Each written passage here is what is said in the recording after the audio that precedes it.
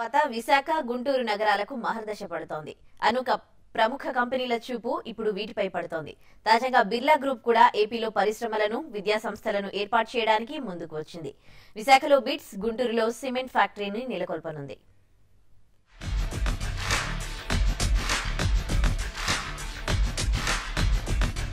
రాష్ట్ర విభజన తర్వాత ఏపీలో పెట్టుబడులకు అనేక కంపెనీలు ముందుకొస్తున్నాయి. ఇప్పటికే పలు ప్రముఖ కంపెనీల ప్రతినిధులతో సీఎం చంద్రబాబు భేటీ అయి రాష్ట్రంలో పెట్టుబడులు పెట్టాలని కోరారు. తాజాగా బిర్లా గ్రూప్ అధినేత కుమారమంగళం బిర్లాతో చంద్రబాబు భేటీ అయ్యారు. తమిళనాడులో ఉన్న బిట్స్ పిలానికి అనుబంధంగా విశాఖలో కళాశాలను ఏర్పాటు చేయాలని కోరారు. అంతేగాక బిర్లా ఇంటర్నేషనల్ స్కూల్ ఏర్పాటు చేయాలని కూడా బాబు విజ్ఞప్తి చేశారు. ఈ రెండు సంస్థల ఏర్పాటుకు కావలసిన భూమిని రాష్ట్ర ప్రభుత్వం ఇస్తుందని హామీ ఇవ్వడంతో కుమారమంగళం బిర్లా ఓకే చెప్పారు. దీనికి సంబంధించి త్వరలోనే ప్రతిపాదనలు సిద్ధం చేస్తామని చెప్పారు.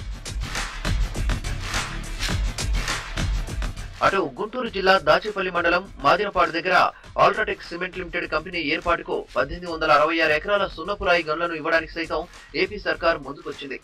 దీనికి సంబంధించి ప్రాస్పెక్టింగ్ లైసెన్స్ కు ఎన్ఓసీ వెంటనే ఇస్తామని సీఎం బాబు చెప్పారు. బిర్లా గ్రూప్ పరిశ్రమలకు సంబంధించి పెండింగ్ లో ఉన్న ఫైళ్లను సైతం క్లియర్ చేస్తామని హామీ ఇచ్చారు. దీంతో సీమాంధ్రలో బిర్లా గ్రూప్ పరిశ్రమల ఏర్పాటుకు మార్గం సుగమమైంది.